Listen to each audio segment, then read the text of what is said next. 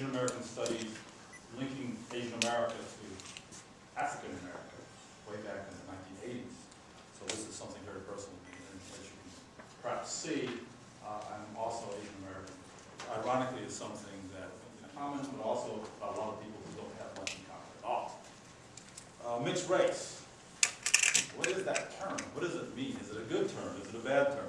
How about some alternatives? Eurasian, biracial, multiracial, multi-ethnic, interracial, Malaysian, half food, half Asian, Papa, among 10, 12. The remaining time to talk about this. It places this discussion in a broader social and political context, revolving around the question of whether mixed racial America or mixed racial Asian America in particular help to shatter racial boundaries, or perhaps they serve to create other kinds of racial boundaries. In the final analysis, this discussion is really about what America is today and will be in the next 20, 30 years. Will Asian America and its racial subgroups in particular be part of the solution, or will it contribute to the problem? So it's clear for most of us who are interested in these kind of issues, multiracial America and multiracial Asian Americans in particular have gotten a lot more press over the last couple of years. I was surfing and not seeing multiracials as Asians. They don't trust them as well, especially many of those who are involved in the multiracial movement to create a multiracial census category. That means many multiracials have a difficult time establishing unique identity and fitting into both parental heritages. This frequently involves feeling alienated, marginalized, and not feeling legitimately part of either community. In fact, as I mentioned a little bit earlier, most of my life, I never thought I was Asian American. I always identified myself as either multiracial or black. And then it wasn't until graduate school where I began to see myself as Asian American. And to be honest, most people still don't accept me as an Asian American, even though that's part of their identity as a claim. Now, other multiracial Asian Americans choose to embrace both sides of their heritage, and they try to strengthen the relationships between both sides of their family linkages, and they encourage both sides to be more inclusive. Are there any patterns that we can discern in terms of what the research tells us about who's most likely to identify and who's most likely not to identify as multiracial? California experience, and we have the Midwest experience here, and then actually neither Michael or I grew up in Wisconsin. I actually my background is in Hawaii and Michigan, and so it's kind of two different places. After, where did you go? What state? 10 different states. You were, okay, so you moved too. Well, that's a whole other interesting dimension. But anyways, one thing I do want to warn you about in terms of the, this is the California kind of story. There is probably a different story for everybody who's been in different parts of the United States. And for example, in California, they have what I would call a multiracial race system. Definitely have a relationship to how a person identifies. It's not a predictable relationship in the sense that sometimes a person will say that because of the way they looked, being very white, for example, they had to, over-identify as a person of color, a black person or as an Asian person or whatever. They had to be sort of 150% and prove it all the time, and so they had to take on sort of, more stereotypically black mannerisms, for example. On the other hand, there's people who say, well, because I looked white, I just passed.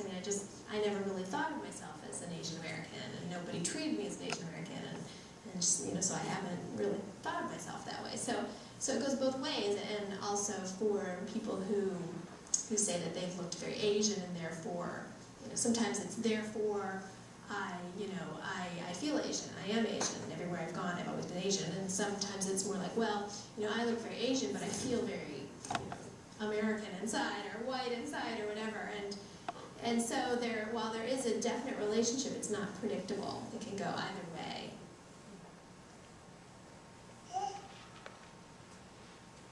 Growing up in Florida, I stuck out really bad because everyone was white. And so I grew up, my father passed when I was 2, so it was just my mother and I. So I grew up with Asian family in an all-white community, and so I identified very strongly as Asian because I was called names like Chink and Jab, and up through my senior year in high school.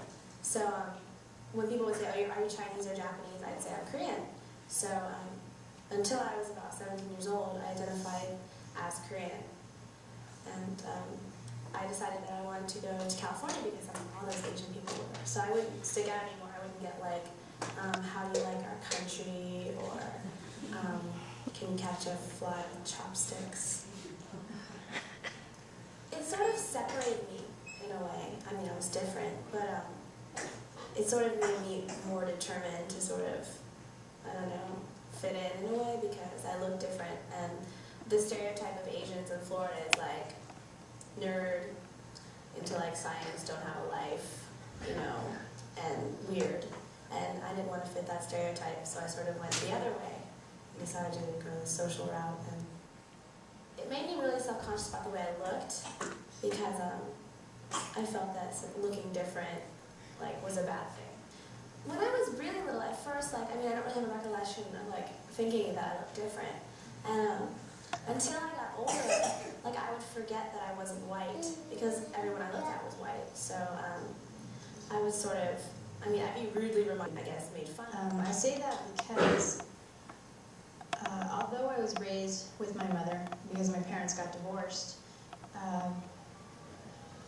and I'm very Latina inside in my customs and the way that I am, I still phenotypically look very Asian. And so that definitely plays into the reasons why I identify myself as a Korean as well as an Argentinian. Growing up in an area, I went to school in Monterey Park, well, the city next to Monterey Park, which is Alhambra, and Monterey Park is now known as the suburban Chinatown. So there were a lot of Asians, and my high school was basically half Asian and half Latina. And most of my friends are Filipino. It's kind of like this mixed culture already. So I think I fit in that way because I saw within the Filipino culture a lot of what my family's kind of like.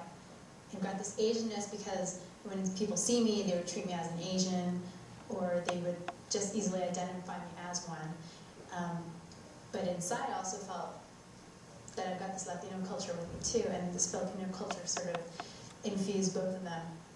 Growing up with my mom, it was really important for her to preserve her Argentinian culture. So we went to an Argentinian school for 10 years, every Saturday morning, from 9 to 1, and it was fine. I didn't feel out of place or anything like that. You know, it's not like I experienced racism within that. It was just really accepted. Within that, it was just really accepted. And I don't think I came to any terms with this whole racial thing until I came to college because it wasn't such a big issue in high school, whereas it has been in college. Why? Because you walk down, going to UC Berkeley, you walk down Sproul, and you see how every Asian group, every ethnic group is sectioned off into their own areas. It makes you now have to think, where do I fit in? And I would say this, that when I came up here to Berkeley, I thought, okay, great, I'm going to be able to join a Korean club so I can learn more about my Korean culture, and I can also join a Latino club because then I can preserve that side of me as well.